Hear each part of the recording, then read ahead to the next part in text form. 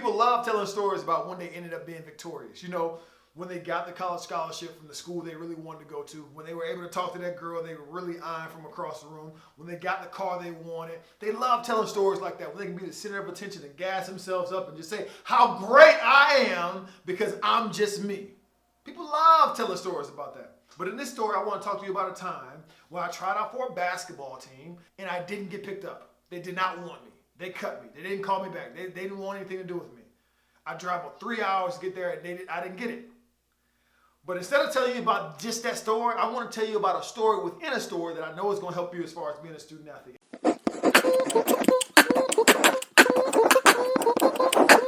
Hoop loud.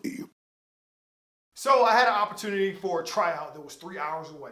I'm super geeked, super pumped, super excited about the opportunity. Mind you, I've been sitting out from the game for 2 years, not touching the basketball because both of my parents passed away of cancer and I took care of my family for those 2 years. So this is an opportunity for me to actually get back in the game. So the school said, you know what, Bell, you can come and try out. If we like you, we'll give you a scholarship, everything's gonna be good. I said, great. Now this school is 3 hours away. So I think I got this information on a Saturday, the tryout is on a Monday, right? So I realized in my vehicle that I had at the time, my stereo system was out. So I had no radio at all, I had no music. And if you are a student athlete, if you play any sports, I don't care if you're just a weekend warrior, you realize how important it is to have your music right before competition. It's important. I gotta have my mind right, I got a playlist, I got stuff I need to listen to before I get into the battle. So I get in there and I think it's not working. So I go to the dealership, I said, look, I need to get this taken care of, how much it's gonna run me. He says, you know how those mechanics be talking. He gets on his soapbox. He said, well, I gotta put it on a diagnostic test. And when I do the diagnostic test, they're gonna send parts that way and send parts this way. And you gotta pay for the shipping fee. Then you gotta pay for labor. Then you gotta pay for the anesthetics. You gotta pay for this. After he got done telling me all the things I need to pay for, it ranged from anywhere from $700 to $1,000 plus of what I had to pay for.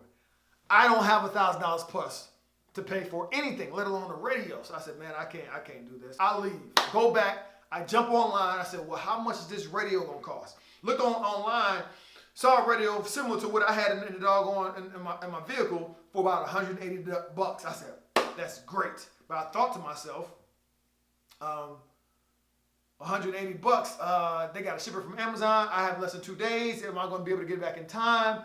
Scratching my head, I don't know. I go to AutoZone. An older cat came from the back of the store and asked me what my problem was. Told him my radio was out. I told him all the things that I had going on. I was like, look, I got this big tryout. I need some help. I need to make sure this radio is working. But in less than 2 days, my trial's on Monday. He walks me out to my car and says, let me see what you got going on. I turn on my car. He sees the radio's not working right. He's like, yeah, you have a problem. He asked me a question. He said, well, how much did they quote you at the dealership? I said, it was about almost $1,000. He says, well, I'm glad you didn't pay that. The advice that he gave me is the reason for this video. And the one thing I want you to write down, the one thing I want you not to forget about this video, and that is this.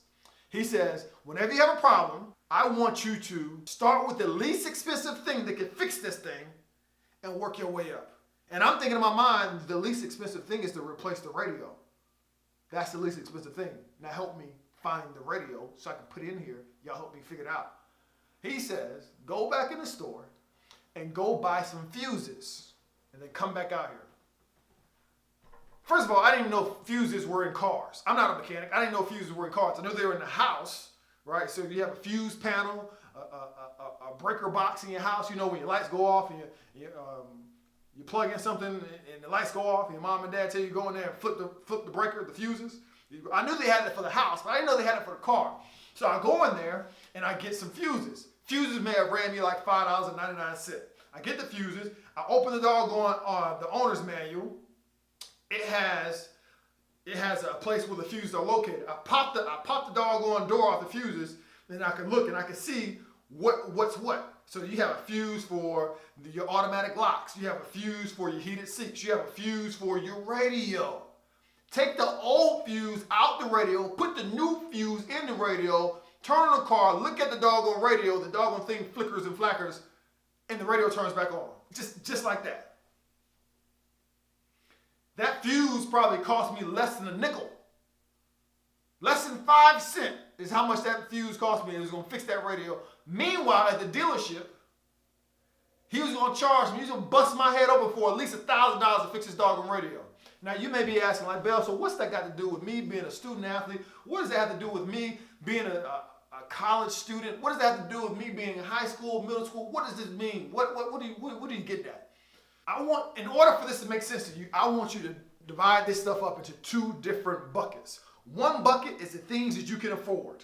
And the next bucket is things you can't afford.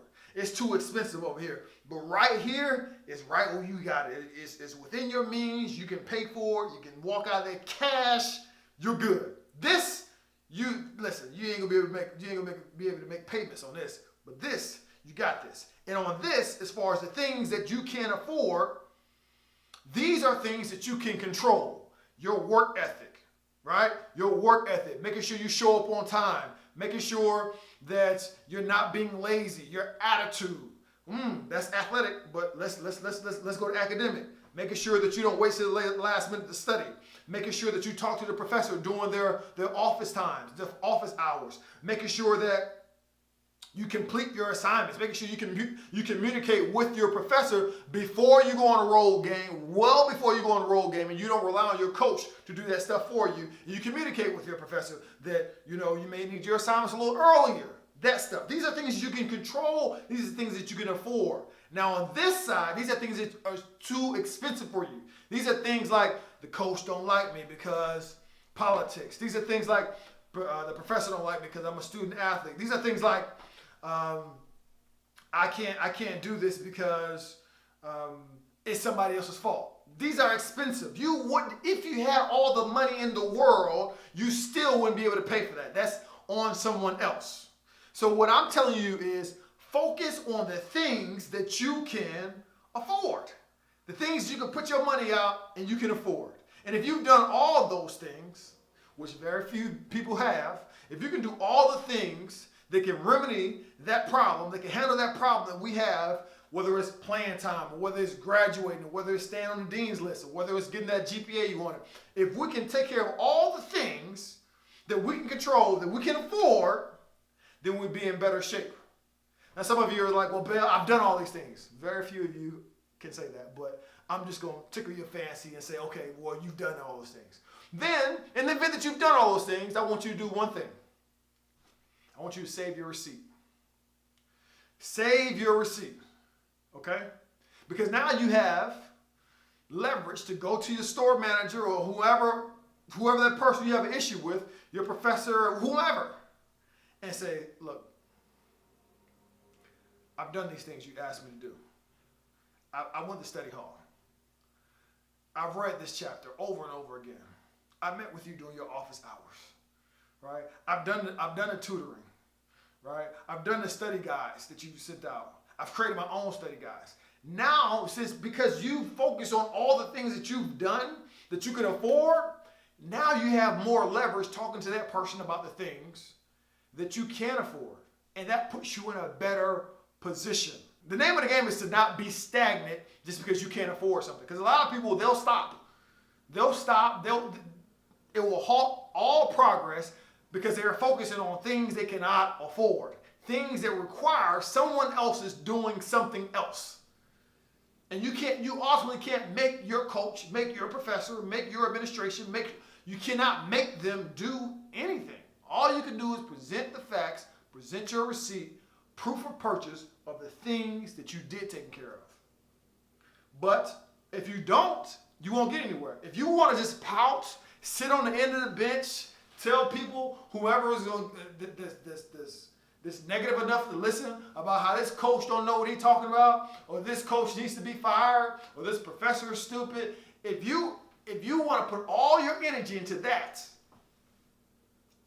then you'll be right where you sit, right there. You won't get anywhere. You will not get comfortable. Get comfortable, because you're going to be there. Not for a while, forever. Focus on the things that you can afford. Start with the least expensive thing that will fix the problem you're dealing with and work your way up. So as always, whether it's on the court or off, in the classroom or out, graduate at the top of your class, hoop loudly. And I want to say this is Monday, and this video is on time. talking about. Shoot.